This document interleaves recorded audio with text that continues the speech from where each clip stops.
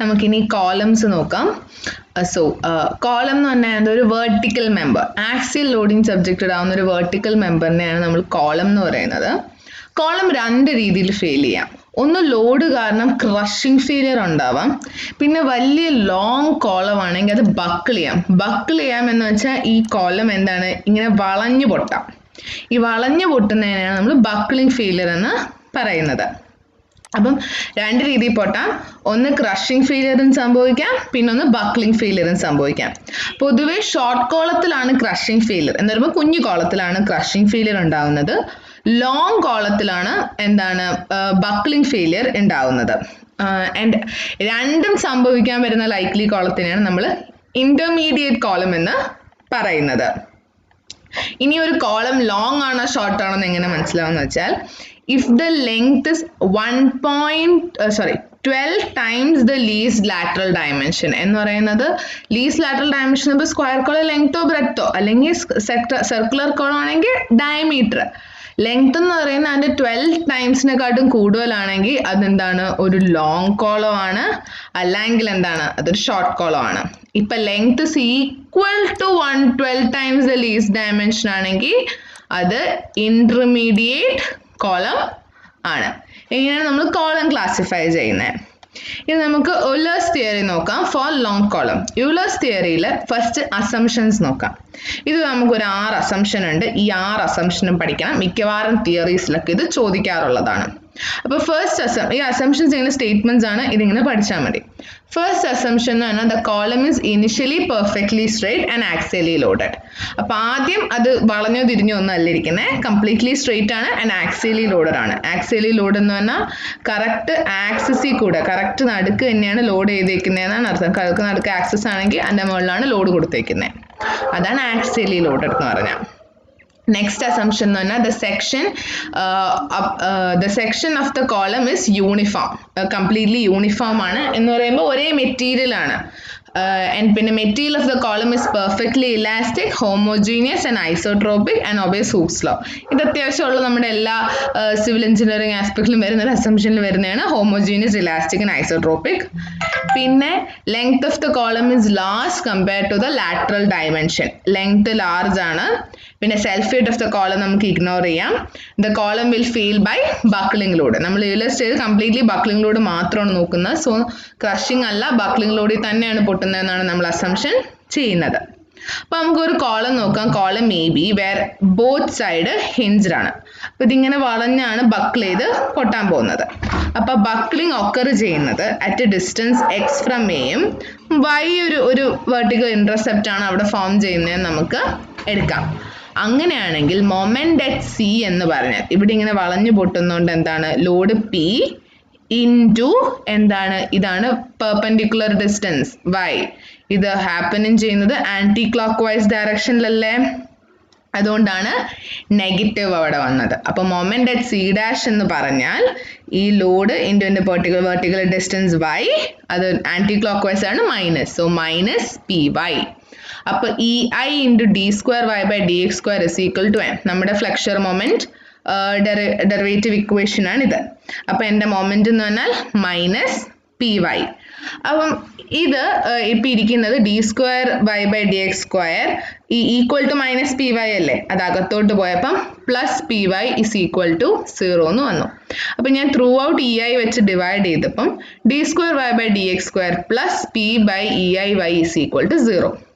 ഇതെന്ന് പറഞ്ഞാൽ Euler's ഇക്വേഷൻ്റെ form നമ്മൾ മാത്സിൽ ഡിഫറൻഷ്യൽ ഇക്വേഷനിൽ പഠിക്കുന്നതാണ്. D square Y by D X square plus lambda square x is equal to 0. ഇങ്ങനെ ഒരു ഇക്വേഷൻ്റെ സൊല്യൂഷൻ എന്ന് പറഞ്ഞ് നമ്മൾ മോഡ്യൂൾ എനിക്ക് ഓർമ്മയില്ല, ബട്ട് നമ്മൾ മാത്സിൽ പഠിക്കുന്നതാണിത്. ഡിഫറൻഷ്യലാണെന്ന് തോന്നുന്നു. y is equal to c1 cos lambda x plus c2 sin lambda x. ഇതാണ് അതിൻ്റെ സൊല്യൂഷൻ. അപ്പം നമ്മുടെ ഈ ഇക്വേഷൻ്റെ സൊല്യൂഷൻ എന്ന് പറഞ്ഞാൽ c1 cos, ഇവിടുത്തെ ലാംഡ എന്താ, ലാംഡ സ്ക്വയർ ആണ് പി ബൈ ഇ ഐ. അപ്പം ലാംഡ എന്ന് പറഞ്ഞാൽ ഇതിൻ്റെ റൂട്ട് അല്ലേ, അതാണ് cos root P by E I x plus c2 sine root P by E I x എന്ന് വന്നത്. അപ്പം ഇതാണ് ഇതിൻ്റെ സൊല്യൂഷൻ. ഇത് നമ്മുടെ ബൗണ്ടറി കണ്ടീഷൻ നോക്കാം. എക്സ് ബൗണ്ടറി കണ്ടീഷൻ എന്താണ്? എക്സ് 0 ആയിരിക്കും എന്ന് പറയുമ്പോൾ എക്സ് ഇങ്ങ് അറ്റത്തായിരിക്കുമ്പോൾ എന്താണ്? ഇവിടെ ഡിഫ്ലക്ഷൻ ഒന്നുമില്ലല്ലോ. അപ്പൊ എക്സ് 0 ആയിരിക്കുമ്പോൾ വൈയും 0 ആണ്. അപ്പൊ എക്സ് 0 വൈ 0 ഇട്ട് ഞാൻ ഇവിടെ അപ്ലൈ ചെയ്ത് കൊടുത്തപ്പോൾ എനിക്ക് എന്ത് കിട്ടി? C1 0 എന്ന് കിട്ടി. അപ്പൊ എന്റെ വൈയിൽ എന്താണ്? ഈ C1ന്റെ ടേം പോയി. അപ്പൊ എന്താണ്? y is equal to C2 sin root P by EI into x എന്ന് കിട്ടി. നെക്സ്റ്റ് ബൗണ്ടറി കണ്ടീഷൻ എന്താ?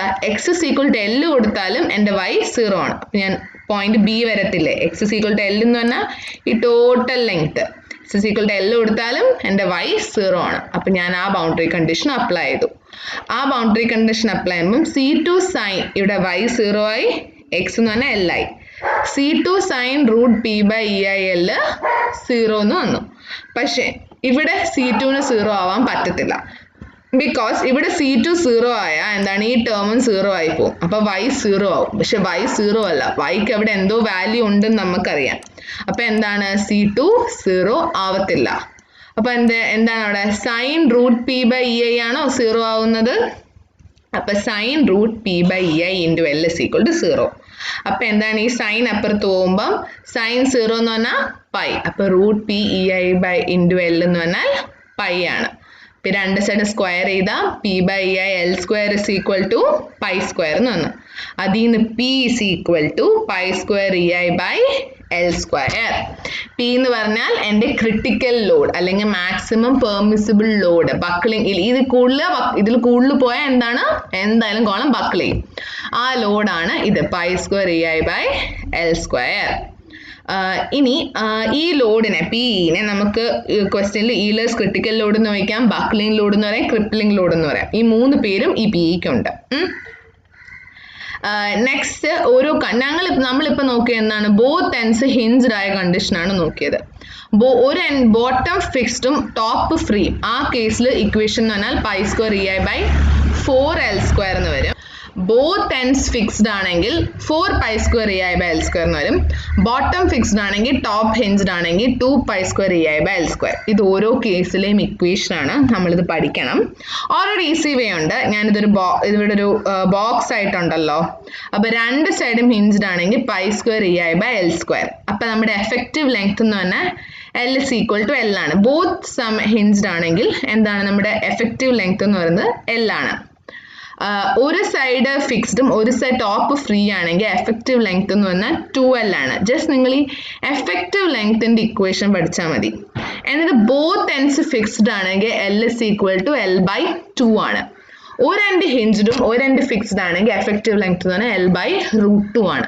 അപ്പൊ നമ്മുടെ ബേസിക് ഇക്വേഷൻ എന്ന് പറഞ്ഞാൽ pi square EI by L square. അപ്പം ടോപ്പ് ഫ്രീയും ബോട്ടം ഫിക്സ്ഡ് ആവുമ്പോൾ എന്താണ്? ഈ L എന്ന് പറയുന്നത് എന്താണ്? 2L ആവും. അപ്പൊ 2L the whole square ആണ് ഇവിടെ 4L square ആവുന്നത്. നെക്സ്റ്റ് കേസ് എന്താണ്? രണ്ട് സൈഡും ഫിക്സ്ഡ്. അപ്പൊ എഫക്റ്റീവ് ലെങ്ത് എന്ന് പറഞ്ഞാൽ L by 2. അപ്പൊ L by 2 the whole square ചെയ്യുമ്പോഴാണ് ഈ 4 മുകളിൽ പോകുന്നത്. ഇനി ഒരു എൻഡ് ഫിക്സ്ഡും ഒരു എൻഡ് ഹിഞ്ച്ഡും ആവുമ്പം L by root 2. L by root 2 the whole square ചെയ്യുമ്പോൾ 2 മുകളിൽ പോകും. അങ്ങനെയാണ് ഈ ഇക്വേഷൻസ് ഇവിടെ വന്നത്. ഈ ഇക്വേഷൻ കാണാതെ പഠിക്കുന്നതിനെക്കാട്ടും നല്ലത് എഫക്റ്റീവ് ലെങ്ത് പഠിക്കുന്നതാണ്. അതാകുമ്പോൾ നമ്മുടെ ഇക്വേഷനിൽ ജസ്റ്റ് Lന്റെ സ്ഥലത്ത് അത് സബ്സ്റ്റിറ്റ്യൂട്ട് ചെയ്ത് കൊടുത്താൽ മതി. അതായിരിക്കും കുറച്ചും കൂടെ എളുപ്പം. ഈ Lനാണ് നമ്മൾ എഫക്റ്റീവ് ലെങ്ത് എന്ന് പറയുന്നത്.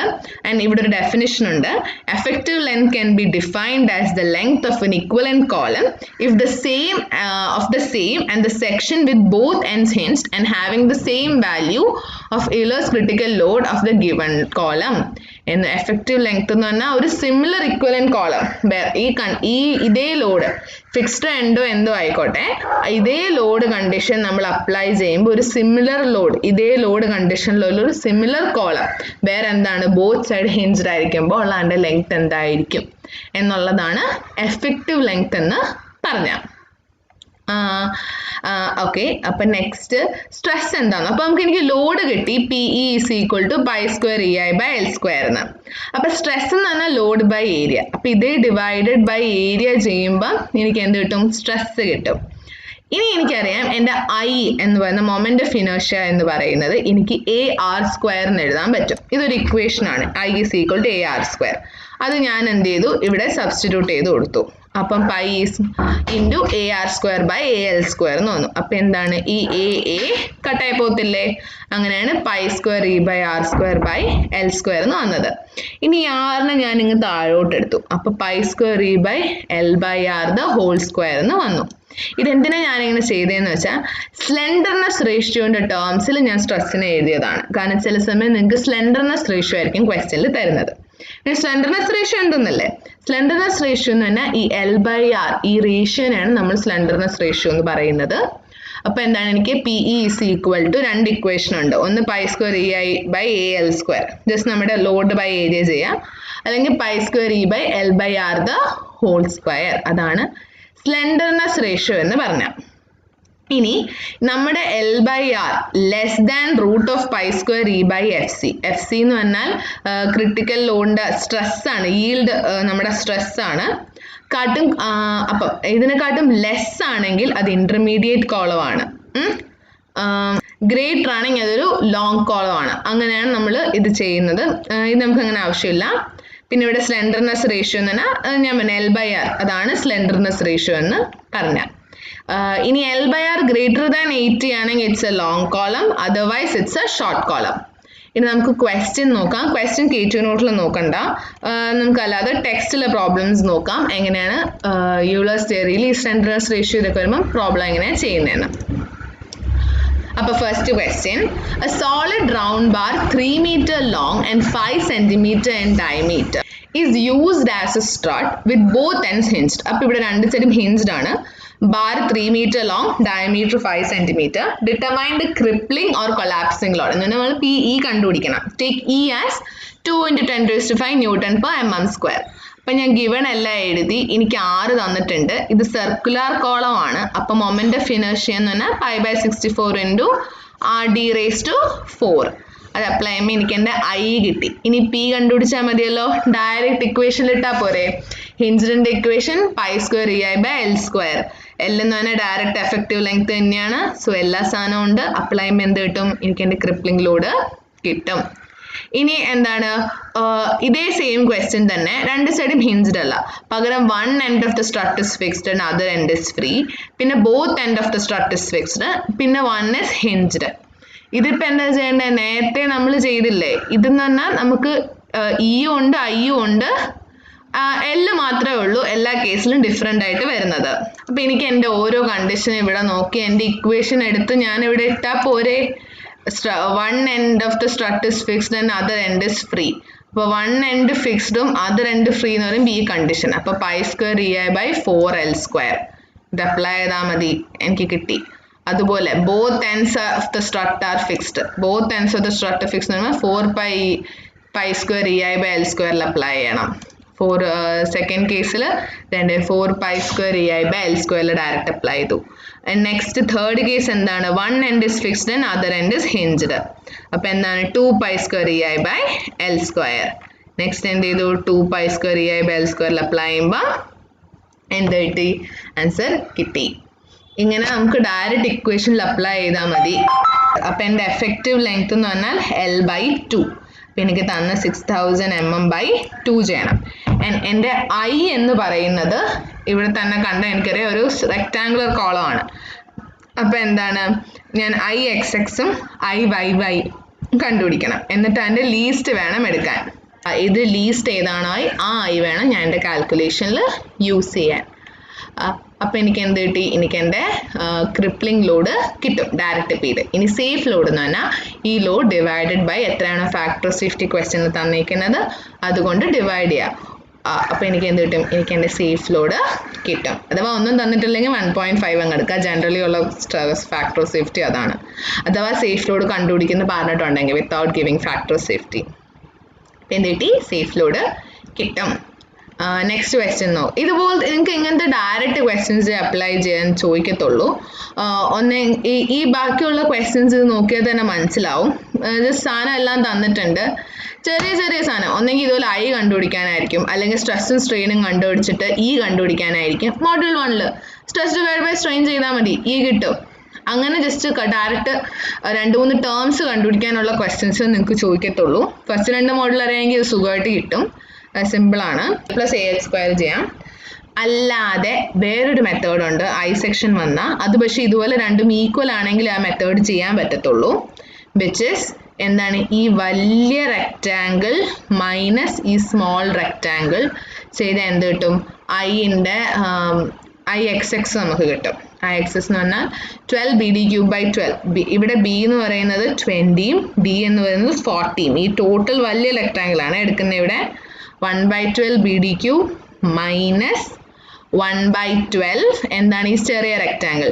ഇത് എനിക്ക് വേണമെങ്കിൽ 2 into ആയിട്ടും ചെയ്യാം. അല്ലാതെ തന്നെ എന്താണ് ഈ എങ്ങനെ എടുക്കുന്ന ഈ 20 മൈനസ് 1 അതാകുമ്പോൾ എന്താണ് എനിക്ക് ഇതൊട്ട് ഇതുവരെ ഒരു മിനിറ്റ് ഒരു പ്രോബ്ലം ചെയ്യുമ്പോൾ വേറൊരു പ്രോബ്ലം ഉണ്ട്, അത് ഞാൻ പറഞ്ഞുതരാം. എന്തായാലും ഇങ്ങനത്തെ ഒരു ഈക്വൽ ആണെങ്കിൽ വെറുതെ ആ മെത്തേഡിൽ ചെയ്ത് സമയം കളയണ്ട, ഇത് എളുപ്പം. അപ്പം IXX ആയി. ഇനി IYY എന്ന് പറഞ്ഞാൽ ഈ നടുക്കാണ് എന്ന് പറഞ്ഞാൽ BD³/12 ചെയ്താൽ മതി രണ്ടെണ്ണത്തിൻ്റെ. എന്ന് പറഞ്ഞാൽ 20, അതാണ് 1 into 20³.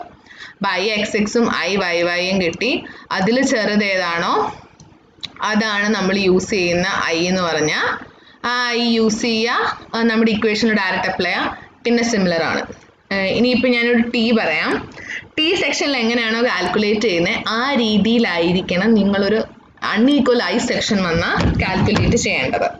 അൺഈക്വൽ I സെക്ഷൻ്റെ ക്വസ്റ്റ്യൻ എന്തായാലും ഇനി അങ്ങോട്ട് വരും. അപ്പോൾ ഡിറ്റർമൈൻഡ് ഇതൊരു T സെക്ഷൻ, ഇതിൽ ക്രിപ്ലിംഗ് ലോഡ് കണ്ടുപിടിക്കണം. എല്ലാ സാധനവും തന്നിട്ടുണ്ട്, ജസ്റ്റ് I ആണ് കണ്ടുപിടിക്കേണ്ടത്.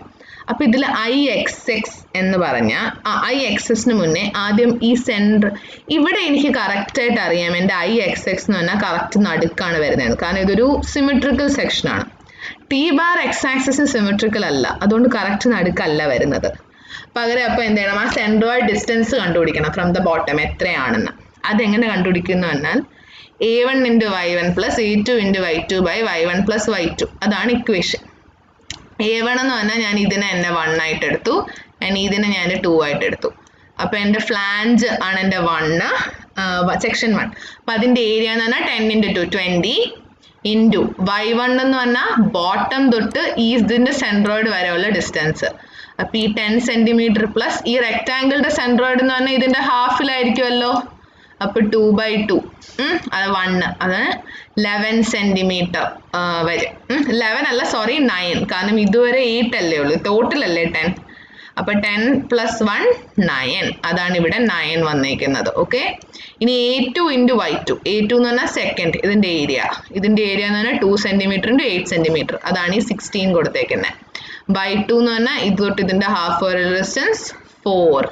അപ്പോൾ അതിൽ അപ്ലൈ ചെയ്യുമ്പോൾ എന്ത് കിട്ടും, Y bar കിട്ടും. Y bar from the bottom ആണ് കേട്ടോ, Y bar from the bottom കിട്ടി. ഇനി എന്താണ് മൊമെന്റ് ഓഫ് ഇനർഷ്യ IXX കണ്ടുപിടിക്കണം. IXX എന്ന് പറഞ്ഞാൽ BD³/12 plus AH സ്ക്വയർ, അതാണ് ഫോർമുല ബാറിൻ്റെ. അപ്പം ഒന്നെങ്കിൽ എനിക്ക് ടോപ്പിൽ നിന്ന് ഈ 10 സെൻറ്റിമീറ്ററിൽ നിന്ന് Y bar കണ്ടുപിടിച്ചാൽ എനിക്ക് ഇതോട്ട് ഇതുവരെയുള്ള ഡിസ്റ്റൻസ് കിട്ടും. അതിൽ നിന്ന് ഒരു 1 സെൻറ്റിമീറ്റർ കുറച്ചാൽ എനിക്ക് ഈ ഒരു ഡിസ്റ്റൻസ് കിട്ടില്ലേ, കാരണം ഇത്രയെന്ന് പറഞ്ഞാൽ 1 സെൻറ്റിമീറ്റർ അല്ലേ. അപ്പോൾ അതിൽ ഈ ഡിസ്റ്റൻസിൽ നിന്ന് വെച്ചാൽ 10 സെൻറ്റിമീറ്റർ ഞാൻ Y bar കുറച്ചാൽ എനിക്ക് ദിസ് ഡിസ്റ്റൻസ് കിട്ടും. ഈ ഡിസ്റ്റൻസിൽ നിന്ന് ഞാൻ എൻ്റെ 1 സെൻറ്റിമീറ്റർ കുറച്ച് എന്ത് കിട്ടും, എനിക്ക് എൻ്റെ H bar കിട്ടും. അപ്പോൾ ഫസ്റ്റ് സെക്ഷൻ്റെ കഴിഞ്ഞു. ഇനി സെക്ഷൻ അതാണ് ഇവിടെ ചെയ്തേക്കുന്നത് കേട്ടോ, ഈ ഒരു സാധനം ചെയ്തേക്കുന്നത്. ഇനി നെക്സ്റ്റ് സെക്കൻഡ് സെക്ഷൻ്റെ BD³/12. ഇതിൻ്റെ B എന്ന് പറയുന്നത് X ആക്സിസിൽ നോക്കുമ്പോൾ ഇവിടെയാണ് 2 സെൻറ്റിമീറ്റർ, D എന്ന് പറഞ്ഞാൽ 8 സെൻറ്റിമീറ്റർ. അപ്പോൾ BD³/12 ആയി പ്ലസ് AH സ്ക്വയർ. A എന്ന് പറഞ്ഞാൽ 20 into 8 2 into 8 16 ആയി ഇൻറ്റു H സ്ക്വയർ. H എന്ന് പറയുമ്പം ഇതിൻ്റെ ഒരു X ആക്സിസ് നമ്മൾ ഈ ഒരു സെക്ഷൻ്റെ മാത്രം X ആക്സിസ്